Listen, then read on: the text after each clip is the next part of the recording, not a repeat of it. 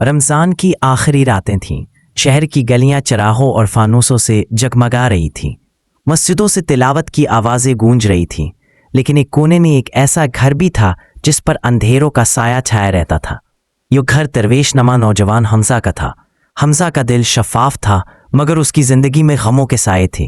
بچپن میں والدین کا سایہ کھو گیا تھا اور پھر دنیا نے اسے تنہائی کے حوالے کر دیا۔ لیکن حمزہ نے شکوہ نہیں کیا۔ وہ دن رات اللہ کے ذکر میں رہتا، مسجد کی خدمت کرتا، یتیم بچوں کو کھانا کھلاتا اور رات کو تنہا بیٹھ کر رب سے باتیں کرتا۔ اس کی سب سے بڑی دعا ہمیشہ یہی ہوتی، یا اللہ، اگر میرے نصیب میں روشنی لکھی ہے تو مجھے اس کا راستہ دکھا دے۔ ایک رات جب پورا محلہ سحر کے وقت کے سناٹے میں سویا ہوا تھا، حمزہ اپنے معمول کے مطابق تسبیح ہاتھ میں لیے قبرستان کے قریب والے راستے پر چل رہا تھا۔ اچانک اسے ہوا میں ایک انوکھی خنکی محسوس ہوئی۔ درختوں کی شاخیں جیسے سرگوشیاں کر رہی ہوں اور پرندے بھی ایک عجیب سی خاموشی میں دبک گئے تھے۔ اچانک ایک آواز گونجی، کیا کوئی ہے جو مجھے آزاد کرے؟ یہ آواز درد سے بھری ہوئی تھی، مگر اس میں ایک عجیب موزیکیت بھی تھی، جیسے دل کی گہرائیوں کو ہلا دے۔ حمزہ کے قدم رک گئے۔ اس نے دل ہی دل میں کہا، یہ آواز عام نہیں، یہ شاید کسی مجبور روح کی پکار ہے۔ وہ آواز کے پیچھے بڑھا اور شہر کے کنارے پر ایک بوسیدہ حویلی تک پہنچ گیا۔ یہ حویلی صدیوں پرانی تھی، جس کے بارے میں بزرگ کہا کرتے تھے کہ یہاں آسیب کا سایہ ہے، مگر حمزہ کے قدم نہیں رکے۔ وہ اندر گیا تو ہر طرف اندھیرا ہی اندھیرا تھا، مگر پھر ایک کونے سے روشنی کی ایک کرن پھوٹی۔ اس کرن کے بیچ ایک لڑکی زنجیروں میں جکڑی ہوئی بیٹھی تھی۔ اس کی آنکھوں میں ایک عجیب نور تھا، ایسا نور جو انسانوں میں نہیں ہوتا۔ اس کے بال ہوا کے بغیر لہرا رہے تھے اور اس کے گرد ایک ہلکی سی خوشبو پھیلی ہوئی تھی۔ اس نے آہستہ سے سر اٹھایا اور کہا، کیا تم انسان ہو؟ حمزہ نے سر ہلایا۔ لڑکی مسکرا دی۔ وہ مسکراہٹ درد اور سکون دونوں کا امتزاج تھی۔ پھر وہ بولی، میں ایک جن ہوں، میرا نام نورین ہے۔ مجھے میرے قبیلے نے قید کر رکھا ہے کیونکہ میں نے ایک بار انسانوں کی مدد کی تھی۔ یہ ان کی دنیا میں سب سے بڑا جرم ہے۔ حمزہ چونک گیا، مگر اس کے دل نے کہا کہ اگر یہ مدد مانگ رہی ہے تو مدد کرنا فرض ہے۔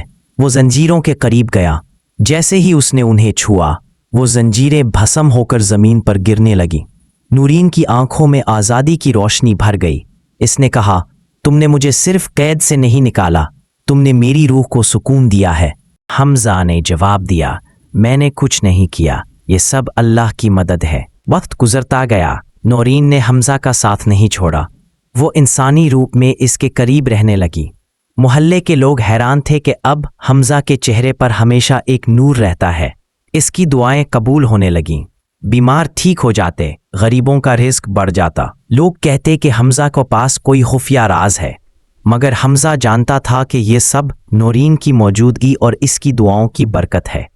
نورین دن کو ایک عام لڑکی کی طرح رہتی، مگر رات کو جب سب سو جاتے تو وہ اپنی اصل صورت میں آ کر حمزہ کے لیے اللہ سے دعائیں کرتی۔ وہ کہتی، میں چاہتی ہوں کہ تم ہمیشہ سکون میں رہو، کیونکہ تم نے میرے قید کے اندھیروں کو روشنی دی تھی۔ مگر یہ محبت اتنی آسان نہ تھی۔ جنات کی دنیا کو خبر ہو گئی کہ نورین انسانوں کے بیچ رہ رہی ہے۔ ان کا قانون سخت تھا، اگر کوئی جن انسان سے محبت کرے تو یا تو انسان کو ختم کر دیا جائے گا یا پھر اسے بھی جن بنایا جائے گا۔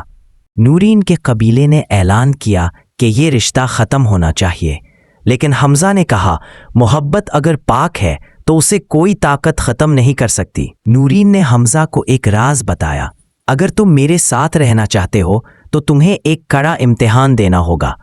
3 راتوں تک تمہیں جنگل میں تنہا رہنا ہوگا۔ شیاطین، جنات اور بھٹکتی ہوئی روحیں تمہیں ڈرائیں گی۔ اگر تم نے ان سے بات کر لی یا بہک گئے تو تمہارا ہوش ہمیشہ کے لیے جاتا رہے گا، لیکن اگر صبر کیا تو ہم ہمیشہ کے لیے ایک ہو جائیں گے۔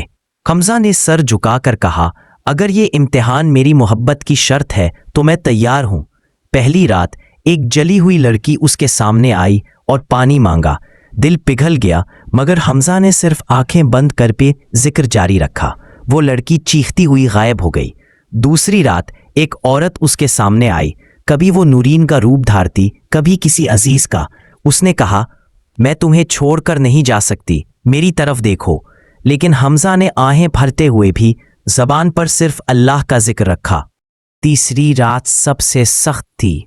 जंगल में आग भड़क उठी, शैतानी कहकहे गूंजने लगे, हर साया उस पर टूट पड़ा।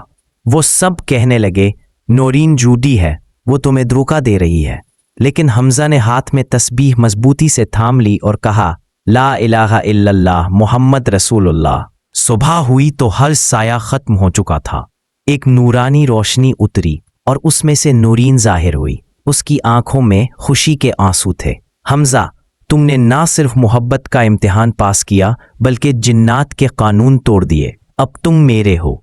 मगर कहानी खत्म नहीं हुई। नूरीन ने एक और राज बताया, मैं आम जिन नहीं, मैं अपने कबीले की शहजादी हूँ। अगर हमें साथ रहना है तो हमें उनके सरदार के सामने जाना होगा। या तो वो हमें कबूल कर लेंगे या फिर हमें हमेशा के लिए जुदा कर देंगे। हमजा ने जवाब दिया, अगर मोहब्बत अल्लाह की रज़ा के साथ है तो कोई ताकत उसे जुदा नहीं कर सकती। नूरीन ने उसे एक बुजुर्ग वलीउल्लाह के पास ले गई जो इंसानों और जिन्नात दोनों के उलूम रखते थे। उनका नाम हज़रत बाबा जाहिदुद्दीन था। उन्होंने दोनों की आंखों में देखा और कहा, ये रिश्ता ज़मीन और आसमान दोनों की गवाही ले चुका है। अगर तुम्हारा दिल पाक है तो अल्लाह की रज़ा तुम्हारे साथ है। इसी रात एक रूहानी निकाह हुआ। न दौलत, न साज, न गवाहों की भीड़, सिर्फ अल्लाह का जिक्र और कुरान की तिलावत। जंगल के दरख्त झुक गए, परिंदे खामोश हो गए और फ़ज़ा में खुशबू फैल गई। बाबा जाहिदुद्दीन ने कहा, हमजा इब्ने आदम, क्या तुम नूरीन बिनते जिन्ना को अपनी ज़ौजा के तौर पर कबूल करते हो? हमजा ने परनूर चेहरे के साथ कहा, कबूल है। फिर नूरीन ने भी कहा, कबूल है। यूं एक इंसान और एक जिन्ना की मोहब्बत पाक निकाह के ज़रिए हमेशा के लिए बंध गई। मगर मोहब्बत की असल आजमाइश अभी बाकी थी, क्योंकि दुनिया के लिए ये रिश्ता एक राज ही रहना था। हमजा जानता था कि दुनिया को कभी यकीन नहीं आएगा, लेकिन उसने दिल में तय कर लिया कि मोहब्बत राज ही सही, मगर ये राज उसकी सबसे बड़ी दौलत है। पैगाम, ये दास्तान बताती है कि मोहब्बत महज एक जज्बा नहीं बल्कि एक इबादत है। अगर दिल पाक हो, नीयत खालिस हो और अल्लाह पर कामिल ईमान हो तो मोहब्बत अंधेरों को भी रोशनी में बदल सकती है।